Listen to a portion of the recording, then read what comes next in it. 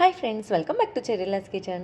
आज आपण बघणार आहोत इन्स्टंट असा ढोकळा आपण नेहमीच खात असतो, पण तो येल्लो कलरचा असतो. तर आज आपण झटपट असा बनणारा सँडविच ढोकळा बघणार आहोत. तर चला वेळ न वाया घालवता रेसिपीला स्टार्ट करूया. त्याआधी चॅनेलला सबस्क्राईब केले नसेल तर सबस्क्राईब करा आणि बेल आयकॉनला क्लिक करायला विसरू नका. सँडविच ढोकळा बनवण्यासाठी आपल्याला लागणार आहे इकडे बारीक रवा. तर मी इकडे 1.5 कप एवढा बारीक रवा घेतला आहे. आता ह्या रव्यामध्येच आपण घालणार आहोत 2 कप एवढे ताक. हे ताक आपल्याला खूप जास्त फ्रेश पण नाही आणि खूप जास्त आंबटही नाही, असं नॉर्मल असं आपल्याला ताक घ्यायचं आहे. तर पूर्ण रवा आपल्याला ताकामध्ये भिजवायचा आहे. तर या प्रकारे मी मिक्स करून घेत आहे. जर ताक नसेल तर तुम्ही इकडे दह्याचा वापर केला तरी चालेल.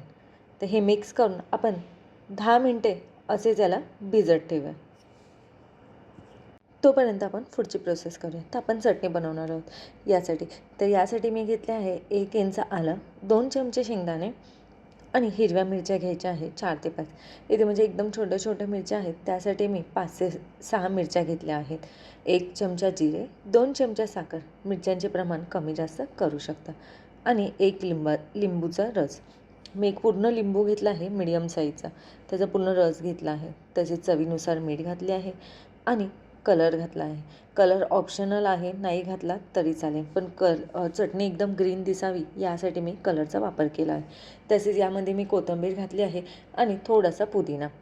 हे सर्व मिश्रण मी वाटून घेतले आहे. आता आपण सँडविच ढोकळा बनवणार आहोत, तर बाइंडिंग राहण्यासाठी आपण इकडे जो पण रवा भिजत ठेवला होता तो रवा यामध्ये ॲड करून या प्रकारे मिश्रण आपल्याला बारीक करून घ्यायचे आहे. इकडे बारीक झाले आहे, पण एकदम स्मूथ नाही झाले आहेत. त्यासाठी मी इकडे 1 चमचा एवढे पाणी वापरले आहे. थोडेसे आपल्याला पाणी घालून हे परत मिक्सरमध्ये बारीक करून घ्यायचं आहे. तर तुम्ही बघू शकता इकडे आपली चटणी रेडी झाली आहे. इथे मी भांडंही रेडी करून घेत आहे. ढोकळ्याचं भांडं, त्यावर थोडंसं तेल घालून मी लावून घेतले आहे आणि इकडे आपला रवाही मस्त भिजला आहे. त्याआधी मिश्रण आपण एकदा मिक्स करून घेऊया. तर तुम्ही इकडे बघू शकता खूप घट्ट झाले आहे. तर यामध्येच आपण 2 ते 3 चमचे अजून ताक घालणार आहोत, कारण की ते थोडंसं लिक्विड फॉर्म.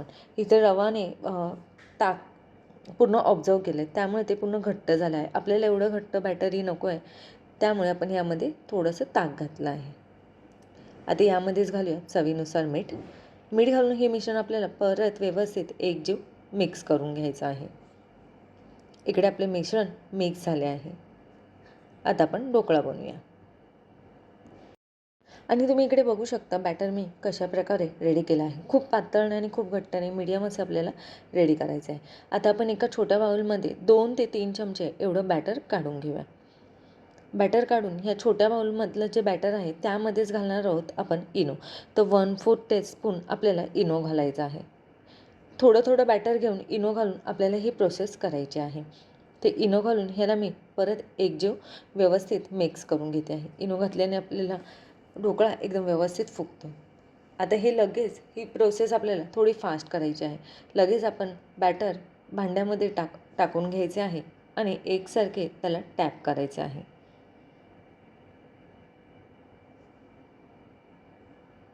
मी एक बेस त्याचा लावून घेतला आहे, ते तुम्ही इकडे बघू शकता. आणि साईडला मी पाणीही गरम करत ठेवलं होतं. तर इकडे आपलं पाणीही बॉईल झालं आहे.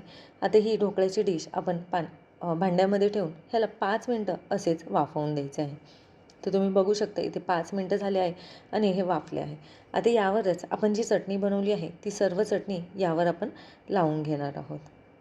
किती मस्त ढोकळा फुगला आहे, तुम्ही इकडे बघू शकता.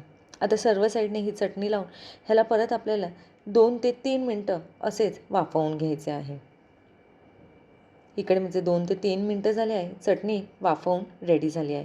आता राहिलेले सर्व बॅटर यामध्ये घालून आपण हे परत पसरवून घेणार आहोत पूर्ण. ते इकडे मी व्हाईट कलरचं बॅटर ॲड करून पूर्ण पसरवून घेतलं आहे. त्यावरच मिरची पावडर स्प्रिंकल केली आहे.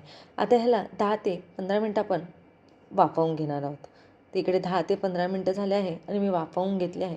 एकदा आपण चेक करून घेऊया. तर बघा नाईफ एकदम क्लीन निघते आहे, म्हणजे इकडे आपला ढोकळा रेडी झाला आहे. आता काढून घेऊया. थोडा थंड झाला की याला आपल्याला कट करून घ्यायचा आहे. तर तुम्ही इकडे बघू शकता किती मस्त असा ढोकळा रेडी झाला आहे आणि इझिली कटही होत आहे. मस्त फुगलाही आहे आणि खायलाही खूप छान झाला आहे. सकाळच्या गडबडीमध्ये तुम्ही हा ढोकळा नक्की बनवा. खूप मस्त लागतो आणि पटकनही होतो. तर याच प्रकारे मी दोन्ही पण ढोकळे बनवून घेतले आहे. राहिलेलं जे मी प्रमाण घेतलं होतं त्यामध्ये माझे 2 प्लेट्स एवढा ढोकळा झाला आहे. थोडासा थंड झाल्यानंतर मी कट करून या प्रकारे इकडे आपला ढोकळा रेडी झाला आहे आणि तुम्ही बघू शकता किती मस्त दिसत आहे. तर रेसिपी आवडल्यास नक्की लाईक करा आणि शेअर करा.